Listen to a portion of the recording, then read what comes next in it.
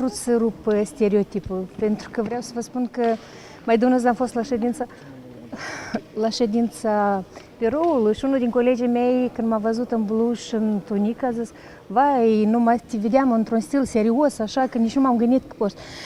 Chiar am vrut să, în primul rând, să promovez această artă frumoasă, făcută de niște domnișoare și sigur că de doamna Maria Cristea, la sugestiile ei. În primul rând să promovez acest stil și această muncă capodoperă, eu o consider, și totodată să rup stereotipul ăsta foarte, foarte serios. Crezi că toată ei cu politica? Cred că are loc ea oriunde și inclusiv în politică. Nu cred că este ceva foarte extravagant care nu ne-ar permite acest lucru să o facă, să vină în Parlament. Eu, de exemplu, m-am simțit astăzi foarte bine.